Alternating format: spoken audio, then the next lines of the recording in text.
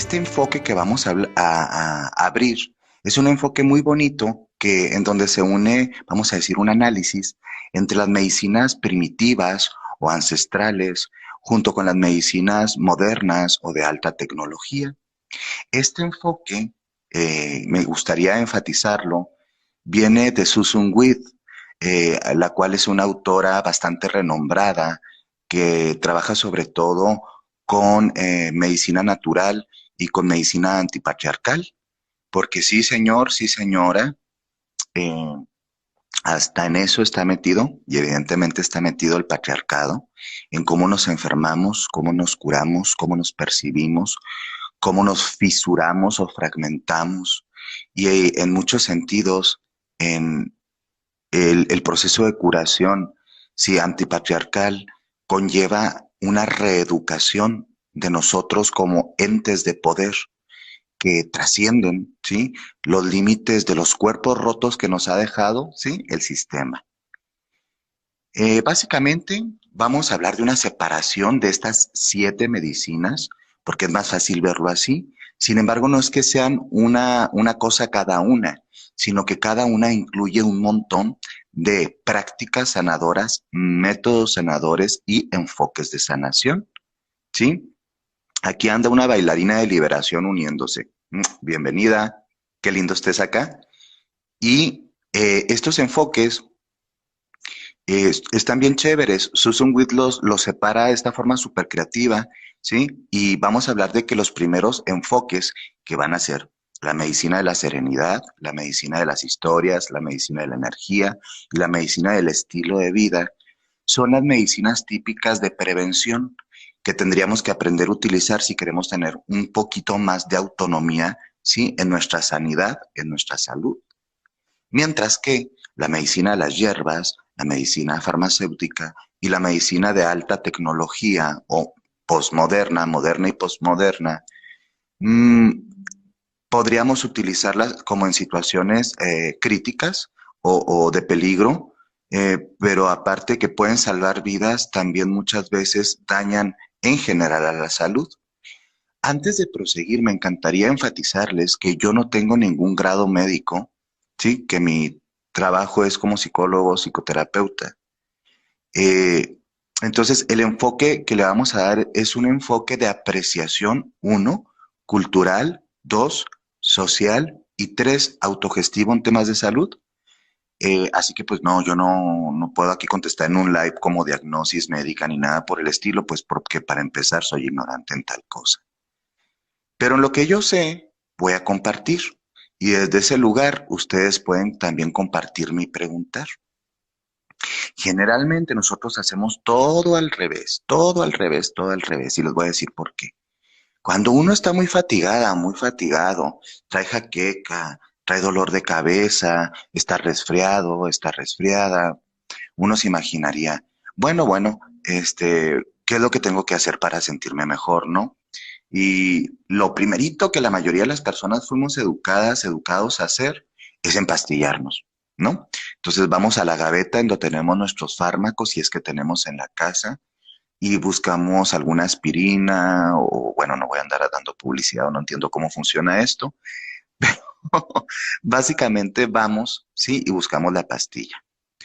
Es decir, empezamos con la séptima medicina, en lugar de empezar a trabajar con la primera. Y es bien importante que entendamos la jerarquización del sentido común de la salud. ¿Qué es eso de la jerarquización desde un sentido común de la salud? Pues que muchas veces nosotros no tenemos sentido común. Dicen por ahí que el sentido común es el menos común de todos. Entonces, a veces nuestro cuerpo lo que necesita es serenidad, es descanso, es tumbarse, respirar, relajarse, bajar la tensión, ¿sí? Y simplemente entrar como en un flow o en un flujo, ¿sí? De homeostasis o de autosanación. Porque todos los organismos que hay aquí en la Tierra, por lo menos aquí, estamos regidos por ciclos, estamos regidos por, vamos a decir, y le llamaría una sabiduría o una homeostasis autorrestaurativa que nos permite recuperar la salud.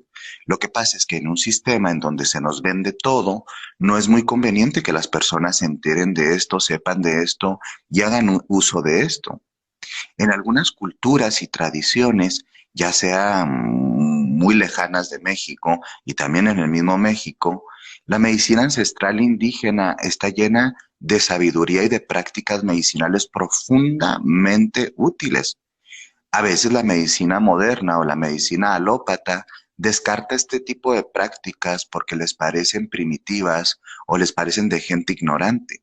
Sin embargo, hay que entender que la medicina moderna tiene muy poquito tiempo y que no es la panacea para muchas cosas y que si bien es muy útil para muchas otras, la realidad es que es bastante destructiva en muchas otras dimensiones.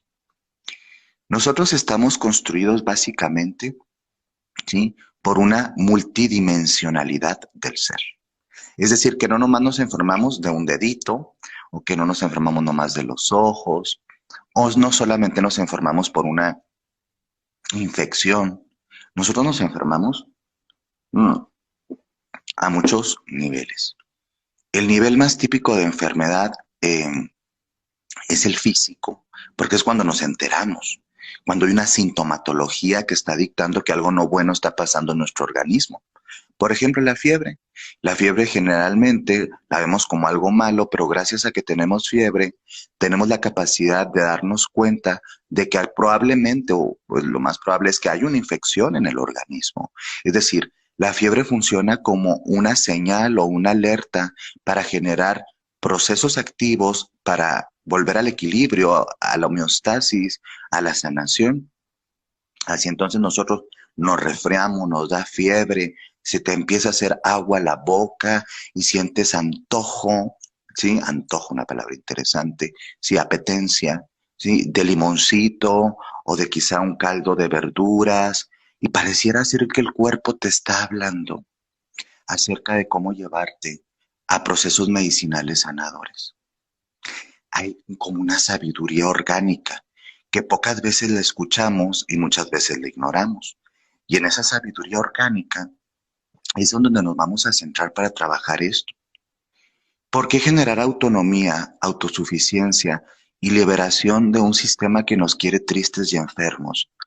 ¿Por qué no podemos hablar de empoderamiento y por qué no podemos hablar de una liberación real si otras personas se están haciendo cargo acerca de todo en nuestras vidas, lo que comemos, cómo usamos nuestros cuerpos, cuándo nos reproducimos? Es decir, aquí el tema se transforma, del cuerpo se transforma en un acto político de poder, ¿ya? O sea, el cuerpo no únicamente como algo lindo y como algo a trabajar y como algo como, no, también se transforma en un tema político en donde la sanación es el acto, uno de los actos políticos más afirmativos que hay, porque dejamos el estado pasivo hacia los otros, hacia el otro, y empezamos a hacernos responsables de nosotros mismos. Y son un montón de cosas. Por ejemplo, dice la medicina moderna, ¿sí? Nos dice la medicina moderna alópata, a la cual no tengo ningún tipo de congoja y salva vidas, pero es descalificante para otras dimensiones de sanación. Y desde un lugar transcultural debemos de entender y apreciar las otras formas de curación. Por ejemplo, en antropología hay algunos términos interesantes respecto a la salud y a la enfermedad. Eh, ¿Alguien ha escuchado por ahí, no sé si en el chat quieren participar o algo, eh, que en el tema del empacho, ¿sí? O que tiene tronadas las corvas, o que tiene susto, o que tiene embrujo? Y uno dice, ¿qué tipo de diagnosis es esta, no? Es una diagnosis extraña, ¿sí? Entonces, el cuerpo como memoria, dice Daniela, totalmente, totalmente. El cuerpo, sí, es un gran instrumento de vida, pero también, sí, es el instrumento de almacenaje memorial, sí, porque no queda en el plano subjetivo, sí, es orgánico.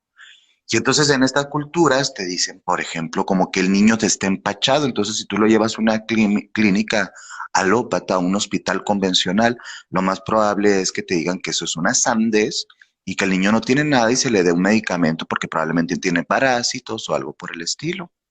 Pues resulta y resalta, ¿sí? Que, que lo llevan con una señora de esa que vive bien lejos allá por afuera del pueblo o de la población. Y la señora tiene ahí en salmos, mantequita con hierbas, algunos velones prendidos, y le empieza a dar una friega, se dice en México, sí, es un tipo de masaje con cierta, vamos a decir, metodología, no nomás así, a la y se va. Eh, y el niño al día siguiente, pues defeca lo que estaba en su estomaguito y puede comer bien, se rehidrata y está como nuevo. Y entonces la medicina convencional te dice, no, no, no, pues es que eso es por placebo, sí, es una situación de placebo y se acabó. Bueno, estas enfermedades dentro de los campos, bueno, de los estudios antropológicos más generales, son llamadas enfermedades de filiación cultural. Es decir, que también las culturas tenemos nuestra propia forma de entender la salud en la enfermedad, el equilibrio. Habrá unas personas que dirían, esa persona que está ya hablando de otra enfermedad de filiación cultural, que es el susto que le pueden dar a los niños, que le pueden dar también a las personas adultas, ¿sí? O con los niños con cuerpos envejecidos, como a veces me gusta decirlo, porque a veces uno se va dando cuenta que sus procesos son muy similares al de los niños. Eso de a la adolescencia y adultecer, a veces son también como términos inventados, ¿sabes? Em, entonces, de repente esta persona tiene susto y tal vez un psiquiatra podría describir un proceso que tiene que ver más hacia la fobia, una fobia específica, o a un episodio de ansiedad, y tiene sus nomenclaturas y sus propias diagnosis, sus propias etiologías y sus propias aproximaciones a la misma. Pero otros enfoques, quizá más chamánicos, de corte más tradicional indígena, dirían, no, la persona tiene susto. Y el susto y lo tiene su propia explicación, que puede ser metafísica más que fisiológica, porque hay explicaciones metafísicas de la patología. Y entonces se llevan a esta persona y se la llevan, por ejemplo, a un lugar de naturaleza, ¿no? Donde están los montes, los árboles, sí, una cueva y les piden a los espíritus de los montes, ¿sí? O de la naturaleza, como es mucho la medicina tradicional mexicana, que se hace, que es una mezcla entre los saberes medicinales, ¿sí? Y botánicos, pero también metafísicos y espirituales. Y entonces le hacen un círculo de alcohol, se prende el fuego a la persona, se hacen unos rezos, unas invocaciones que tal vez la mayoría de los occidentalizados no conocemos bien, y la persona vuelve a dormir bien, no tiene susto y se frenan ataques de pánico. Y entonces, desde la psiquiatría y la psicología posmo, y sobre todo más la altamente patriarcalizada, Siria es una sandez, y eso fue una sugestión, y la persona por eso se sintió bien, pero realmente no están dando con el punto. Y entonces yo me pregunto cuál es el punto. ¿Sí? El punto básico aquí es entender que hay muchas formas de explicar los procesos de curación y entre más tengamos modelos mixtos o modelos nutridos, más fácil va a poder ser acceder a estar mejor, más chévere. Entonces, así como estoy explicando los fenómenos, sí, de la patología o la enfermedad de filiación cultural, sí, nosotros tenemos un montón de situaciones que entender. Por ejemplo, me ha tocado atender a personas que dicen estar profundamente enfermas de depresión, porque pues ya ves que nos gusta autodiagnosticarnos a todos, ¿no? Tenemos como cierta tendencia a empezar a los buscadores en internet y decir, no, sí, sí, yo tengo de esto, de esto, de esto, de esto, luego hacemos un checklist, ¿no? Entonces uno dice, ah, no, yo tengo depresión, ¿sí? Y puede que sí, pero de pronto, cuando no tenemos criterios diagnósticos un poco más plurales, podemos ser altamente reduccionistas, sí, limitados con nosotros mismos, con nosotras mismas. Y fíjense que mucha gente que tiene depresión, ¿sí? Entendiendo que esto es un proceso profundamente deteriorante, y pues es muy traumatizante. Y fueron con el psiquiatra y el psiquiatra les dio muchos fármacos y los fármacos le hacen bien, pero a veces días no bien, pero puede que sí y puede que más bien esté en una situación muy terrorífica a nivel de vida. Por ejemplo, yo me he dado cuenta en ya más de una década de atención a víctimas del delito y específicamente en el acompañamiento de mujeres víctimas de violencia machista, que para los hospitales y la psiquiatría patriarcal y también la psicología patriarcal, la psicoterapia, es más fácil, ¿sí? Doparlas, medicarlas, que confrontar el hecho social, el hecho familiar, el hecho de violencia que está sucediendo. Es muy bruto eso, es muy atemorizante cuando nos damos cuenta de esto, porque es como sedar a las víctimas para que ya no sufran tanto, ¿sí? Y es una verdadera sandez y crueldad. ¿Cómo nos vamos a romper de todo este trauma patriarcal y esta violencia estructural si estamos únicamente sobremedicando a las personas más vulnerables para que puedan resistir el dolor al que todos los días son sometidas o sometidos? Niñitos chiquitos, niñitas chiquitas, que yo no soy especialista en adolescentes ni niños, yo atiendo a adultos, pero a veces pues me refiere alguna colega pues de forma cariñosa, tú cómo la ves, o ahí nos hacemos como consultoría, asesoría, para algunos casos. Y hay niños que están sobremedicados, como por ejemplo con temas de gastritis, chiquitos, pequeñitos, niños con gastritis, qué barbaridad, ¿sí? Y entonces tienen gastritis crónica, ¿sí? Y dices, como un niño tiene 2, 3 años con gastritis, este niño tiene 8 años, 9 años. Y entonces vemos, ¿sí? En una intervención un poquito más holística, es decir, que incluye diferentes dimensiones, que el niño ya está tomando fármacos para la gastritis.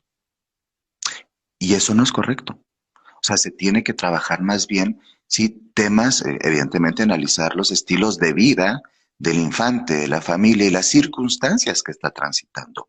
Pueden ser niños que están siendo sometidos a un estrés académico espantoso, pueden ser niños que son víctimas de abuso sexual sistematizado, pueden ser niños que son víctimas de desatenciones en el hogar y que tiene una pésima dieta y en lugar de darle una dieta adecuada, se le debería hacer a todos los infantes, pues se le da chucherías y terminan los niños pues lastimando sus tejidos gástricos.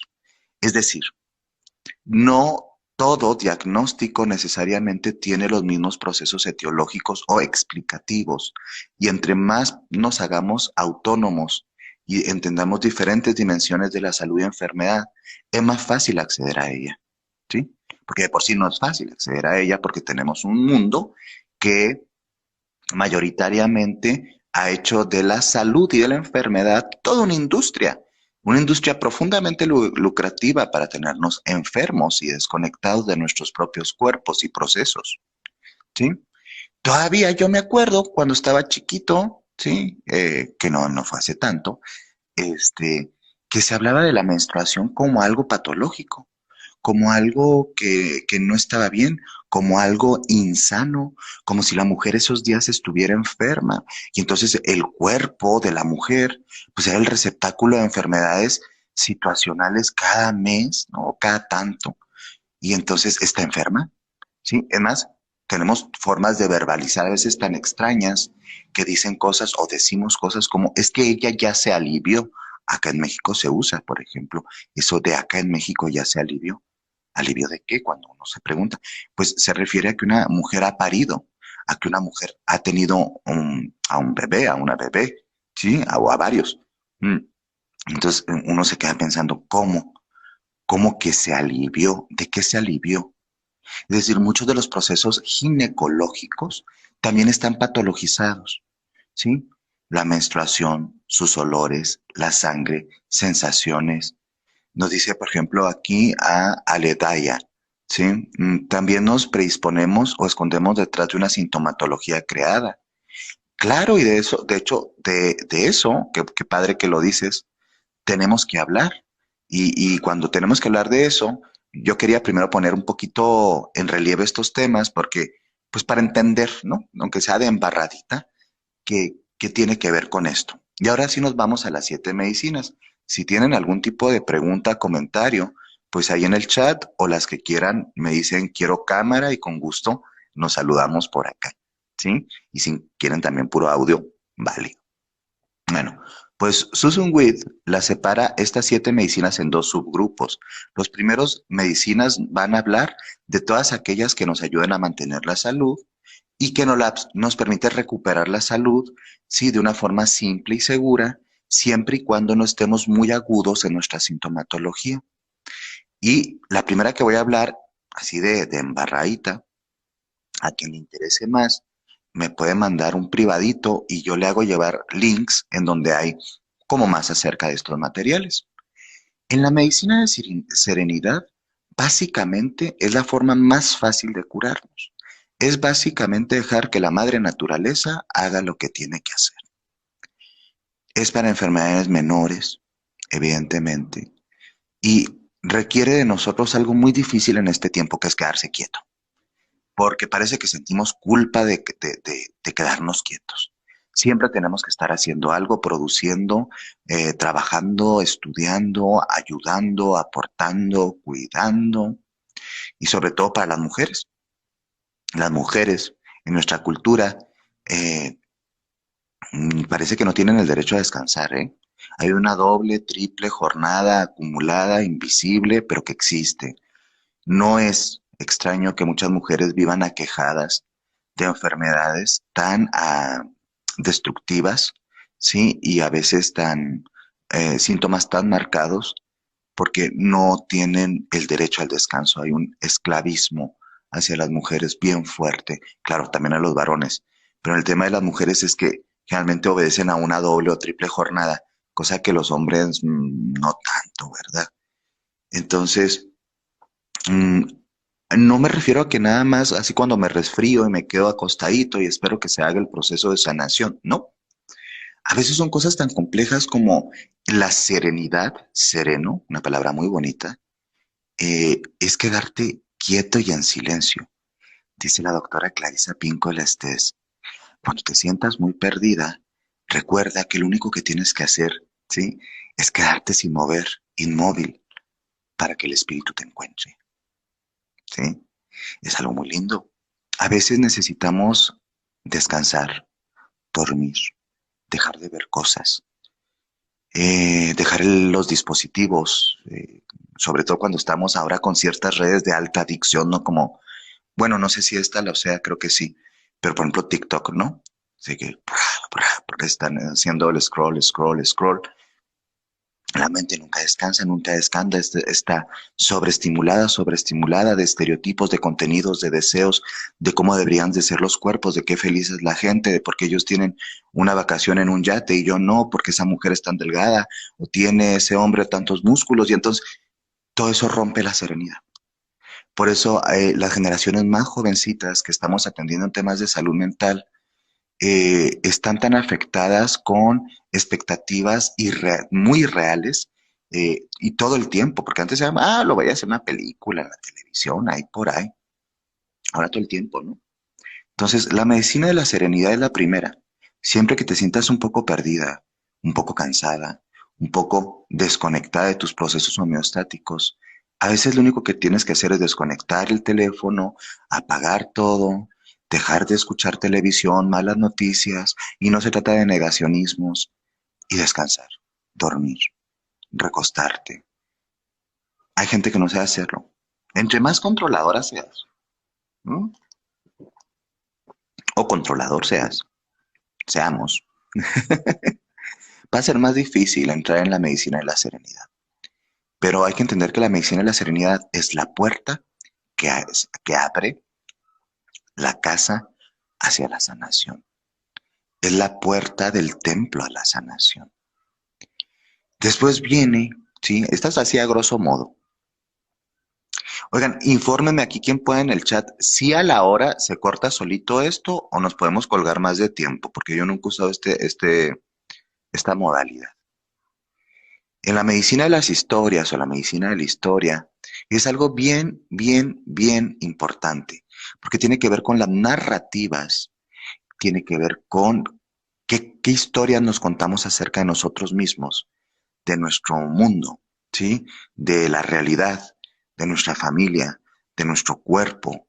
Y hay que entender que a través de las narraciones que hacemos, de la propia existencia y de lo que nos sucede, es como transitamos los caminos. Aquí están almacenadas muchos de los temas memoriales, muchos de los temas interpretativos y muchos de los temas narrativos culturalmente reforzados. Por ejemplo, hay una persona que vive todo el tiempo con el pavor o el miedo, ¿sí? De repetir un proceso patológico mayor como es un cáncer, porque le dicen que todos sus familiares o toda su familia eh, han tenido algún tipo de cáncer, ¿no? Entonces, hay una narrativa continua que los llega evidentemente de miedo, ¿sí? De miedo, de rabia, de frustración. Entonces, el cuerpo genera más cortisol, se pone más estresado, se acidifica y evidentemente los tejidos quedan más proclives a desarrollar un montón de patologías. Es decir, hay una interconexión, sí, bioquímica, sí, neuroplástica, a partir de todas las narrativas que hacemos del mundo. Y no es así tan fácil como, oye, si lo crees, lo creas, y así todo muy chévere, vibrando alto. No, no, no, no, no, no, no, no, no, no.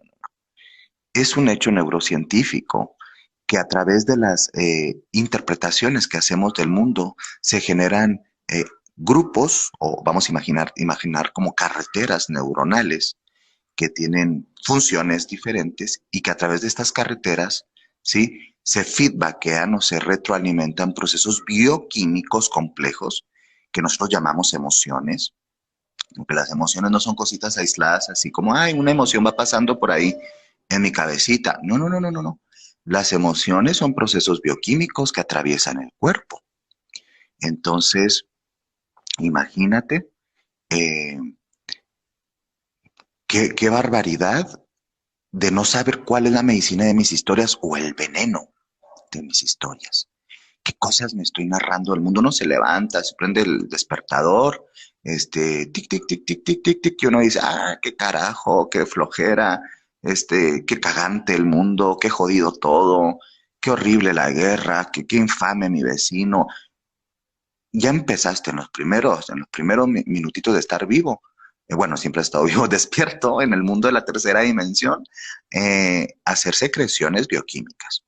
Entonces mira, yo te lo digo así. O sea, como esto es una cosa súper comprobada, tú tienes que pensártela. Oye, que es un shot, imagínate, como una inyección, ¿sí?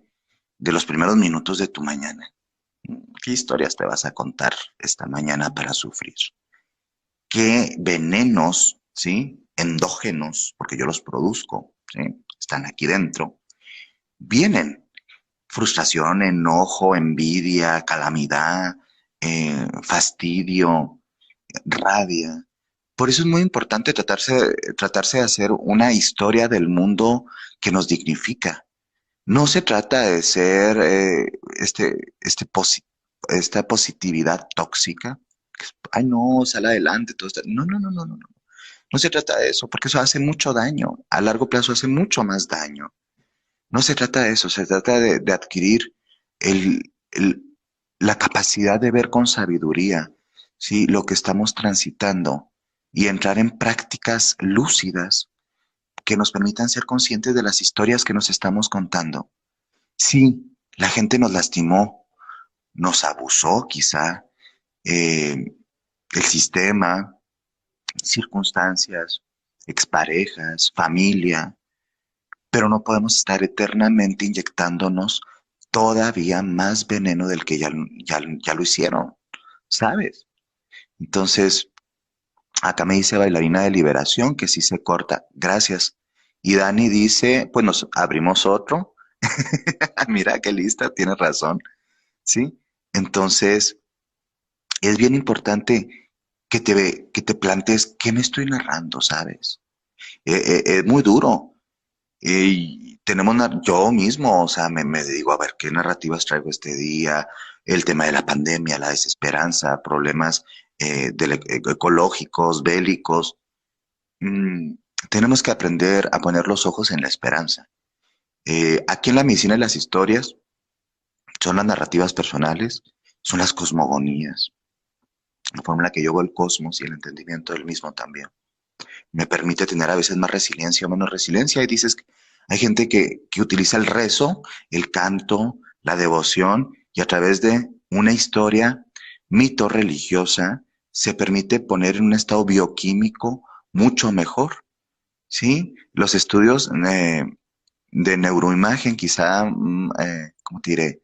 Más interesantes, también describen cómo las personas entran en estados que pues, nosotros podríamos llamar de alta conciencia y serenidad cuando están en estados devocionales, rezos, meditaciones, ya sean laicas, religiosas o lo que sea. Es decir, andan en buen flow, entonces cambian, ¿sí? También sus reacciones bioquímicas y neuroplásticas. Entonces, ¿qué historias me cuento? ¿Qué historias de terror me cuento? No podemos seguir siendo las eternas víctimas de esto. Tenemos que seguir adelante de muchas cosas. Entonces, tenemos que explorar formas nuevas de narrarnos la realidad. Y si yo me estoy detectando formas re jodidas, tengo que hacer esfuerzos muy conscientes para trascender. Es una formita como sencilla, no, es bien difícil, ¿sí?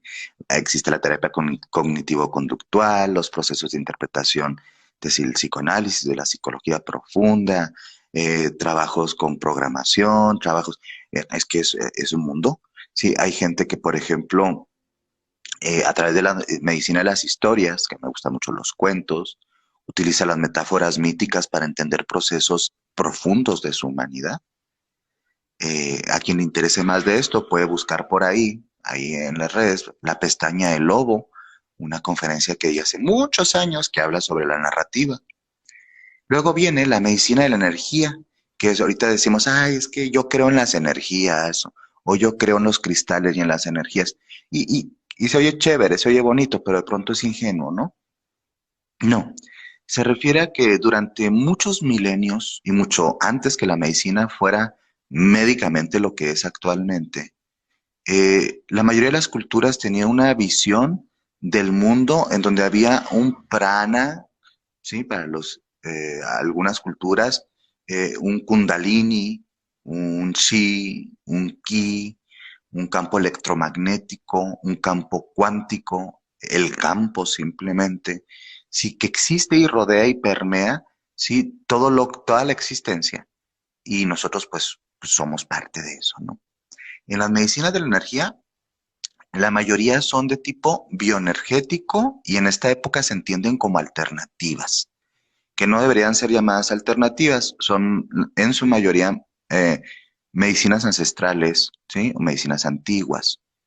Desde aquí podemos encontrar algunos remedios homeopáticos, la medicina de las flores de Bach, los elixires de cristales, Reiki, respiración pránica, em, trabajo con imposición de manos. Es decir, aquí hay muchas cosas chéveres que funcionan bien, pero que estamos en una época pues donde todo se empaca, se vende y se le pone sello, ¿no? Y entonces también aquí hay mucho fraude y tenemos que hablar de eso. No podemos caer en el sinsentido de creer que únicamente a través de una práctica de media hora de Reiki va a cambiar todo nuestros procesos bioenergéticos, ¿vale? Eh, eh, esto, eh, esto es como, está muy frivolizado. Entonces tenemos que entender que sí existen, ¿sí? Realmente efectos positivos en el organismo y en la mente. Simplemente las personas que tal vez aquí en el chatcito eh, eh, alguna vez se han hecho Reiki o un trabajo de masaje energético, masaje físico, y uno siente que está alineado con el universo. Y se quitan problemas de espalda y se quita tensión de la quijada, de la dentadura, de algunas zonas del cuerpo. Es que es real. A veces la gente lo hace con el kirtán, que es música devocional, el sonido, sí, el canto. A mí me encantan los cuencos tibetanos, los cuencos de cristal y el tambor. Y a veces lo que necesitas es esa vibración y esa vivificación y te sientes chévere y reensamblada, reensamblado y de pronto tu digestión está mejor. Y es que es real. Sí, el cuerpo es en su dimensión más palpable, material, pero no se limita a lo material. El cuerpo no es una materialidad fáctica nada más. El cuerpo tiene muchas dimensiones y a través de la vibración accedes a esa parte multidimensional. Aquí dentro de los enfoques un poquito más mm, cercanos a la psicología convencional, ¿sí? Pues está, por ejemplo, la terapia con el color, la curación a través de la arte terapia, con el sonido, la bioenergética de Lowen, danzoterapia, es decir, entra todo eso. Y aparte, todas estas medicinas, yo siempre les digo, estas medicinas son bien divertidas. Estas medicinas son la pura gozadera en el mundo, ¿sí? O sea, no es como, ay, qué flojera, tengo que hacer el tratamiento. No, es muy chévere, está bien rico. Son cosas bien disfrutables, bien bonitas.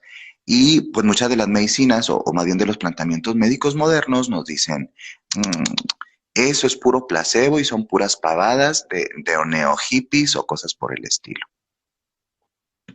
Pues lo que les decía en el principio, tenemos apreciaciones altamente descalificantes de la diversidad humana y a partir de esa descalificación también se descalifica, claro, sus propios métodos y prácticas. Entonces, esto es una realidad, sí afectan nuestra salud. Y hay gente que nunca las ha probado y ¿saben qué es lo mejor? Que la mayoría son gratis. Que la danza, la música, el arte, eh, el artesanía, o sea, todo eso, entras en un proceso energético muy lindo, ¿sí? Y hay gente excepcional en estas dimensiones de las terapias energéticas, pero también hay mucho chanta y hay mucha barbaridad que dicen, déjate de tomar todos tus medicamentos y nada más con el reiki te curas o con esta danza tántrica mágica del que... No, no, no. Acuérdense, todo a través del sentido común. Todo sirve acumulando, todo sirve juntando, todo en el baúl de la sanación. Porque después caemos en un tipo de fanatismo absurdo, sí, que nos desconecta de posibilidades reales de curación. Luego viene la última de este primer grupo, que es la medicina, pues del estilo de vida. Pues yo puedo hacer un montón de, trabajo con mi narrativa, con las propias historias que me cuento acerca del mundo. Si yo veo el mundo como una guerra, como una batalla, como la mente patriarcal, ¿no? Que anda muy de moda, así como mente de tiburón o pensamiento de tiburón, es espantosísimo. La competencia, estar figurando, la fama, el dinero es algo muy patologizante, ¿sabes? Muy cansado. Entonces, por más que trabajes la medicina de las historias, por más que trabajes la medicina de darte tu serenidad, tu desconecte, tu flow, y luego trabajes con medicinas chéveres, como tal vez el Reiki, la danzoterapia, la bioenergética de Lowen, la terapia polar, cosas muy, muy bellas, ¿sí? Pero pues tenemos un estilo de vida, es la siguiente, un estilo de vida del carajo. Esta es la medicina del estilo de vida, así le podemos llamar, simplemente y a secas. ¿Cómo es mi estilo de vida? ¿Sí? ¿Cómo qué cosas estoy haciendo? Aquí entra principalmente el tema de todas las medicinas entran por diferentes sentidos y a diferentes sí, niveles dimensionales. Pero en la medicina del estilo de vida tenemos que entender que básicamente está centrada en los movimientos, en la nutrición, ¿sí? En lo que comemos, en muchos niveles, no nomás por la boca, y en los ejercicios, cómo habitamos el cuerpo, el movimiento, ¿sí? Cómo se mueve nuestro cuerpo, cómo se acuesta nuestro cuerpo, en qué colchón se acuesta nuestro cuerpo, en qué sillones, cuánto camina, cuánto no camina, corre, hace yoga, eh, más allá del yoga, se siente estimulado, tiene una sexualidad plena, tiene placer sexual, eh, qué se mete por los ojos, qué se mete por los oídos, qué se mete por la boca, qué se mete por la nariz. Todo esto tiene que ver con, yo le digo de una forma frívola y tal vez un poco tontona, pero vamos a hacernos la vida bonita con lo que podemos. Vamos a hacer lo mejor que podamos con lo que tengamos. Punto. ¿Sí? Entonces, a veces nos desconectamos hasta de la capacidad curativa de la belleza, eh, y no necesariamente por recursos económicos. Decir, oye, yo quiero que mi habitación sea un santuario de descanso, de sanación, y tal vez pones unos aceites esenciales ricos a que estén difuminando en el espacio, porque quieres que tu garganta esté más liberadita, porque tal vez te sientes constipado. Tal vez quieres ir a correr, pero no te das tiempo porque hay mucho trabajo. Es decir, el cuerpo pide. Tal vez estamos reprimiendo nuestros deseos de comer algo rico porque no tenemos tiempo, entonces nos acostumbramos a comer cosas que no son ricas en el estilo de vida, que no son nutrimentales. Y estamos oyendo un montón de porquerías y están entrando noticias. Y necesitas pensar, este es el estilo de vida que me merezco. Digo, porque la vida es recortita. Los humanos vivimos muy poquito tiempo, como la queremos vivir, ¿no? Entonces dices, no, no está padre, no está lindo, quiero algo más. Entonces aquí entramos mucho a reobservar qué nos metemos por la boca principalmente, qué aire respiro, ¿sí? ¿Cómo es, ¿sí? Este tema de lo físico a mi alrededor? Que cómo es mi habitación, mi sala. Oye, a mí no me gusta dormir aquí porque nunca he cambiado mi habitación. ¿Por qué no abro las ventanas? ¿Por qué no tengo el sol aquí? Y muchas veces tiene que ver con lo que llamaríamos la inercia patologizante. Ni siquiera es algo que pensamos. Se va dando por, vamos a decir, porque estamos muy acostumbrados a estar jodidos, punto. Porque tenemos transgeneracionalmente muchas ideas acerca de, pues uno vino aquí a este mundo a sufrir. Ay, no, esas cosas son para ricos, o eso es un lujo, o eso es un acá y allá. No, todo eso es desmerecimiento. Un estilo de vida bonito tiene que ver con un acto de autoamor, de ternura y de mucha benevolencia hacia nosotros mismos. Y tenemos la responsabilidad en nuestras manos. Y esto es algo que nos empodera en muchos niveles. Aquí en el estilo de vida es bien importante la dimensión vincular. En todas son importantes, pero la vincular. Queridas, queridos, es muy difícil sanarse en medio de la crueldad. Piensen bien, pensemos bien con quién hacemos vínculos, manada, familia, pareja. Uno le está entrando con todo el hit en las medicinas, a la terapia, a la bioenergética, a comer rico, y tienes una pareja o una familia que continuamente te violenta, te maltrata, te subaja, te destruye. Entonces, ¿de qué sirve todo lo demás? ¿Cuándo voy a evolucionar y a crecer y a estar más sana si estoy en estas situaciones de tanto sufrimiento? Yo les digo mucho a mis pacientes, miren, queridos, sobre todo cuando ya se van a casar, ¿no? Piensen muy bien con quién se van a casar, emparejar, vivir o lo que sea, porque nuestra pareja va a dictar mucho de nuestro estilo de vida y nuestro estilo de vida va a dictar en mayor o menor medida nuestra capacidad de ser felices. La felicidad entendida no como, ay, no, un estado continuo de felicidad, no, no, no. Como un estado sostenido que se va, tiene sus sube y bajas, pero hay funcionalidad y, por ejemplo, ¿cómo se puede ser feliz con una pareja que te está engañando, que te está golpeando, que te está humillando, que es burlón o burlona con tus formas de entender el mundo? ¿Me explico? Es decir, aquí en el estilo de vida también deberíamos hablar mucho de nuestros vínculos, porque acuérdense, somos básicamente 5 dimensiones, con esto cierro esta parte, sí que es nuestro verdadero yo, el ser, el self, en algunos enfoques psicológicos, nuestra mente, que es el plano metafísico, no es el cerebro, es la mente, nuestras emociones, que es toda la bioquímica que se experimenta en el cuerpo, ¿sí? Nuestro cuerpo físico, que es el que vemos generalmente con los síntomas, que es la materialización palpable, visible de lo que supuestamente somos, y nuestro cuerpo vincular, es decir, nuestras, como entramado, nuestras telarañitas que nos conectan con los otros seres en el mundo, los vegetales, los animales, nuestra familia, parejas, amigos, enemigos y demás. Es decir, tenemos muchas dimensiones para sanar y también para enfermar, claro, y casi todas están interconectadas. Hasta aquí tenemos las primeras que son, entonces retomando, la medicina de la serenidad, las historias, la medicina de la energía y la medicina del estilo de vida, que incluye un montón de cosas y yo me podría estar 4 días hablando de cada una, pero pues no sé si esto ya nos va a colgar o qué va a pasar aquí, ¿sí? Luego vienen estas otras tres, las últimas tres medicinas, ¿no? Que no sé si nos esperamos a que nos corte el Insta y nos vamos a otro o hasta donde lleguemos. Bueno, si no después, sí, haremos otro Insta para dar la segunda parte, ¿sí? Porque si se fijan, aunque estoy haciéndolo muy resumido, es un montón de cosas.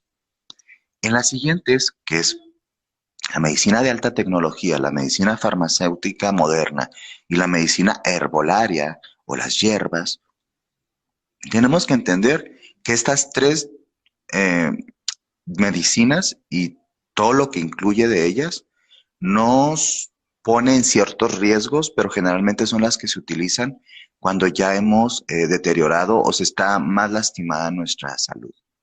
En la medicina de las hierbas o herbolaria es probablemente una de las medicinas primitivas y también vigentes que nos ha acompañado como especie y que nos ha permitido sobrevivir.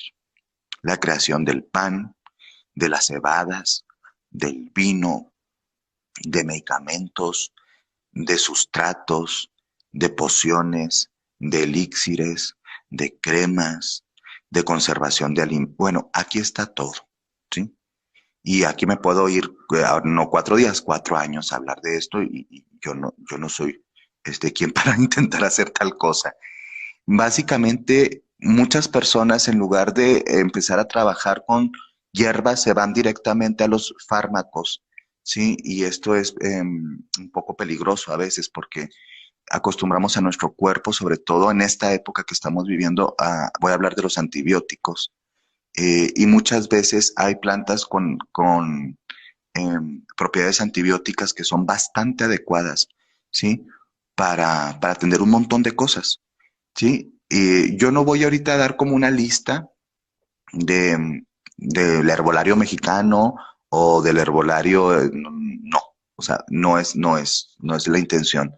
Pero tenemos que entender que hay muchas presentaciones desde tinturas, directamente las infusiones, herbores, solarizaciones, extractos, destilaciones de aceites, bueno, un montón. Unos usamos más otras, unos usamos más, menos algunas, pero se ha perdido mucho, sobre todo en estas últimas generaciones. Quizá todavía las madres de los millennials, sí, para atrás todavía están un poco más acostumbradas a las plantas. Estamos teniendo un resurgimiento, sí, de las identidades indígenas y del poder y de la dignidad de los pueblos originarios. Y junto con esto se está retomando las medicinas ancestrales de las hierbas, y de otros elementos naturales. Pero pocas personas tienen su pequeño herbolario en la casa y aquí es donde yo te digo, amiga, date cuenta, amigo, date cuenta, es tiempo de empezar a armar un herbolario básico para tu casa y dejar de tal vez someter tu organismo a algunos agentes que no son tan sanos a largo plazo. Hay muchas personas que pueden trabajar perfectamente bien con plantas, hay herbolarios, hay médicos especialistas también en temas herbolarios, hay médicos homeópatas, hay médicos o terapeutas en sistemas florales, sí, hay médicos indígenas, mujeres medicina que lo trabajan excepcionalmente. Miren, acá anda un Poncho, aquí un Poncho Nix y aquí anda Marita llegando. Mira qué tarde que llegaron.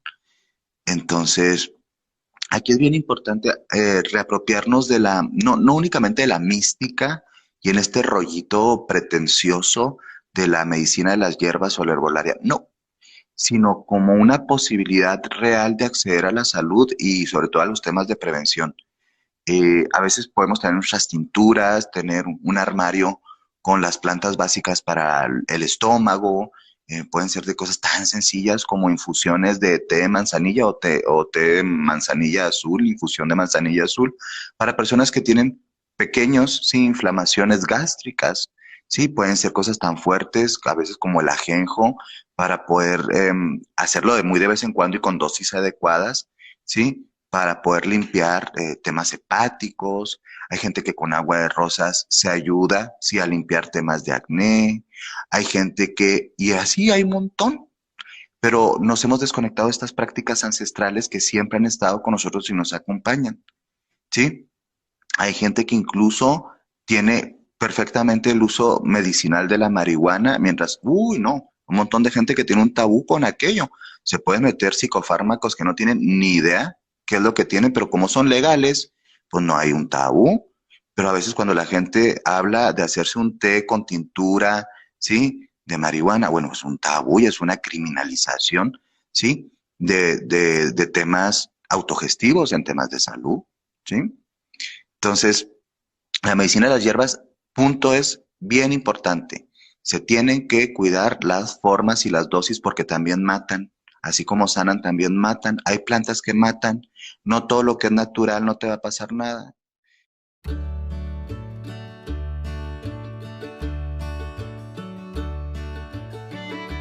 Entonces, estábamos hablando de que en la medicina de las hierbas no todo es fácil y no todo se da nada más porque sí.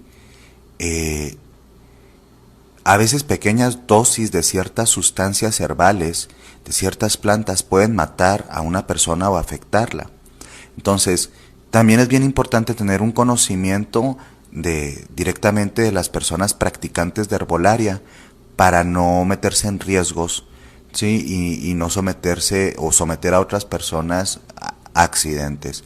La siguiente medicina, pues la medicina farmacéutica, quizá la que más conocemos, ¿no? Encapsulados, pastillas, sales específicas de laboratorio, que muchos tienen en estas recetas médicas, unos están controlados, otros no. Aquí entran mucho de los psicofármacos, aquí entran ansiolíticos, antidepresivos, aquí entran un montón de cosas, ¿sí? Y es una medicina necesaria en algunos casos, pero que está sobreutilizada en la mayoría de los mismos.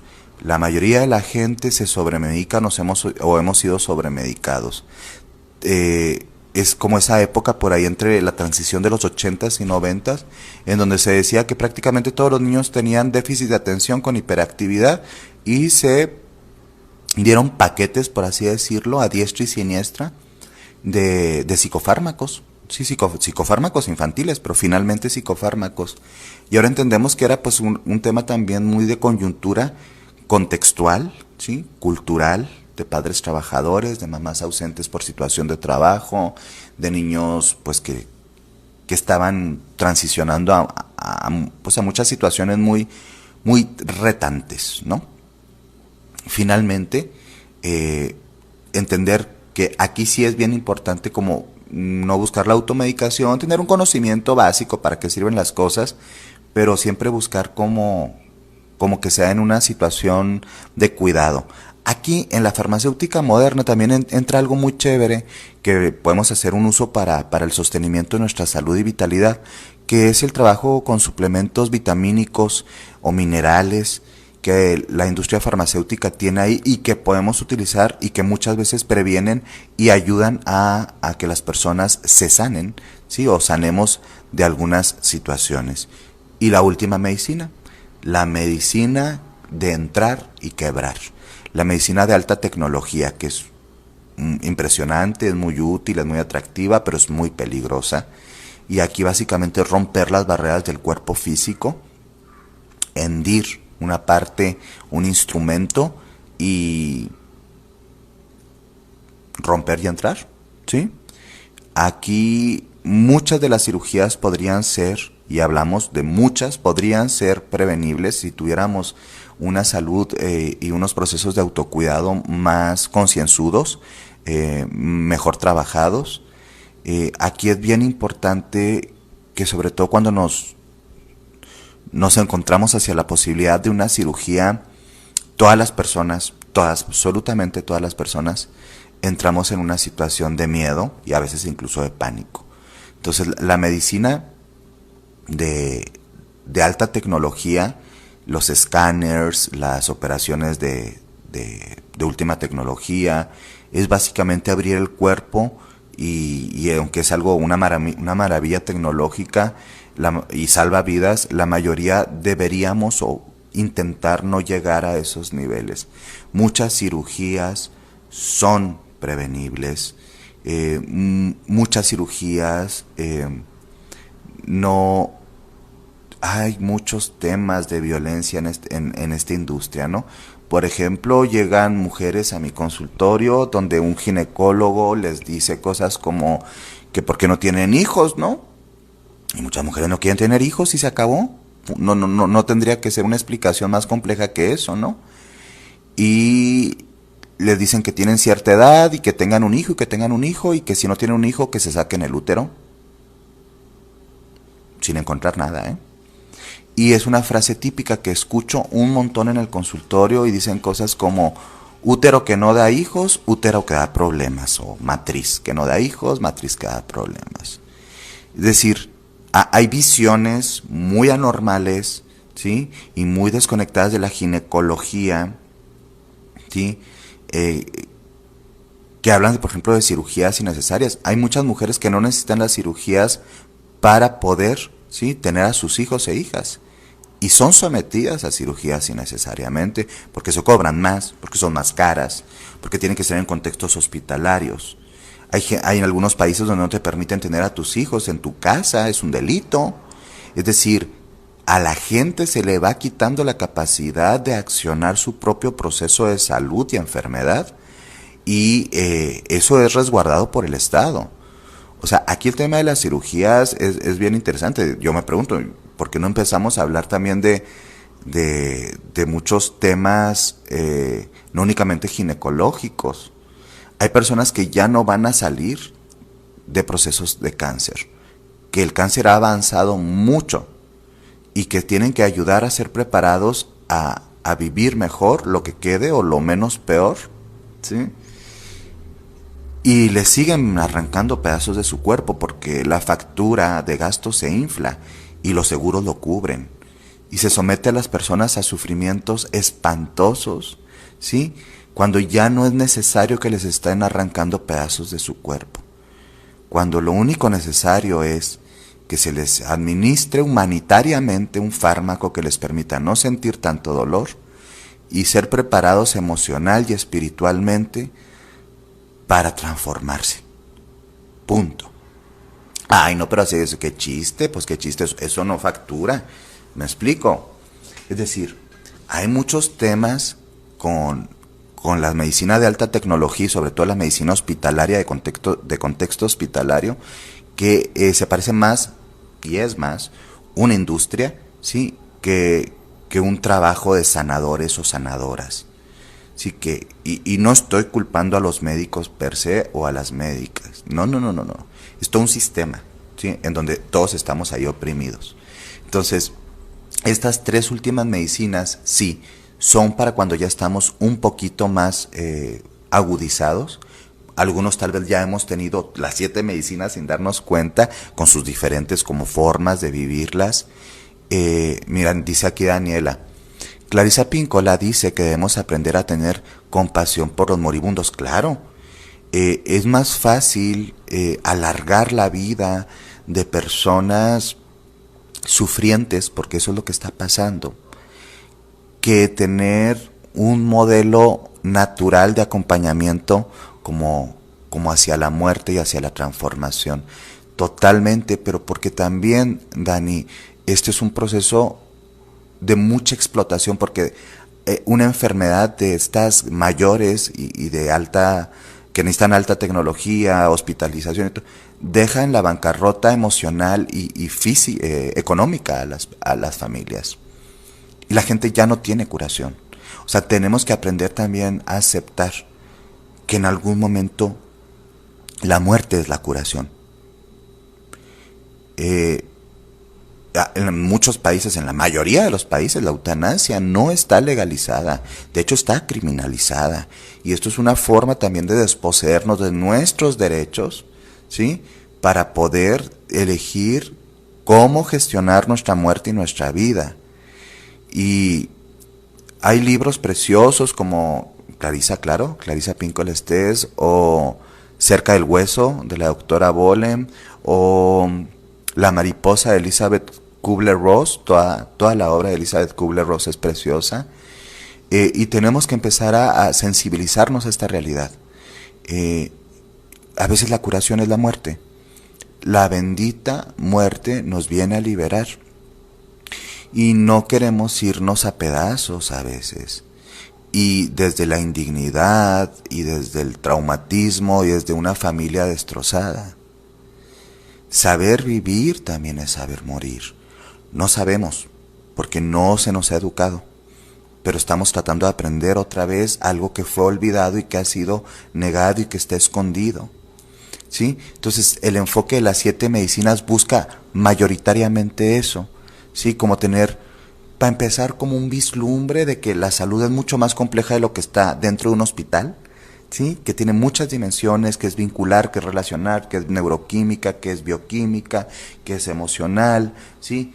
Que tiene que ver con los estilos de vida, que tiene que ver con las apreciaciones culturales y con estas afiliaciones culturales, porque no todas las culturas nos enfermamos igual, ¿sí? De que es algo mucho más diverso, rico, elaborado e incluso precioso, y que también acercarnos a estos conocimientos nos habilitan a tener más poder sobre nosotras mismas, sobre nosotros mismos, ¿sí? Y es una forma de resistencia antipatriarcal, ¿sí? Antisistema, que nos quiere en cuerpos rotos, en cuerpos dependientes, en cuerpos frágiles, en cuerpos colapsados, en mentes tristes, en mentes solitarias, en mentes deseosas y un montón de cosas, porque todo está diseñado para enfermarnos. Yo me asusto cuando, bueno, yo soy niño que creció en los 80s, bueno, 90s, sí, 80s muy poquito, 90s más. Y yo no, ¿se acuerda lo que le ponían en la loncherita? Es que eso era para generar diabetes. Es espantoso que los colegios, que los hospitales, que los médicos, nadie dijera nada. Fuimos una generación sometidísima, ¿sí? A los azúcares procesados de formas espantosas, que cómo es posible que hay personas que tenían 19, 20 años y ya habían desarrollado, ¿sí? Diabetes. Entonces, no, hay una predisposición genética, sí, claro. Hay una predisposición cultural a joder a las personas, a hacerlas dependientes, a tenernos amarrados, a estar lastimados. ¿Cómo vamos a sanarnos vincularmente, espiritualmente, interiormente, con todo lo que está diseñado para sentir autoodio, con todo lo que está diseñado para sentir insatisfacción crónica, con todo lo que está diseñado, sí, para competir entre nosotros de formas tan destructivas sin sentido? Porque todos vamos en el mismo barco, en diferentes camarotes, pero en el mismo barco. Entonces, volver a la medicina de la madre tierra, volver a la medicina del sentido común, volver a escuchar, a educarnos, a ver otros enfoques, a no quedarnos en los paradigmas occidentales y hospitalarios, que son útiles, pero no son los únicos, ¿sí? Es también recobrar el poder perdido, y creo que es súper bonito, creo que es súper digno, y creo que todo esto siempre se debería hacer, o teóricamente se debería hacer desde la benevolencia y desde del amor consciente a uno mismo y a los demás. Tenemos que hacerlo desde un lugar de benevolencia, desde un lugar de compasión, desde un lugar de paciencia, porque enfermarse es muy complicado, porque nos da miedo, porque somos poco pacientes con nosotros, porque no entendemos que tenemos límites. Y es bueno, es bonito tener límites, y que cada año que pasa el cuerpo tiene otros límites, y que lejos de ser una barrera se transforman en nuevos estilos de transitar el mundo, de danzar en el mundo, de vivir en este mundo, ¿sí? Yo de todo corazón deseo, ¿sí?, que tengamos vidas felices, que sanemos a nuestra forma, que sanemos a nuestro tiempo, que entendamos un poco más esto y que busquemos todos los días hacernos la vida un poco más bonita, porque no lo merecemos. Estamos pasando cosas muy complicadas como colectivo. Que seamos amables con los demás, que seamos amables también con los demás. Ya el mundo está muy lleno de crueldad como para sumarle, y que intentemos ser felices. Deseo de corazón que seas muy feliz, que estés bien.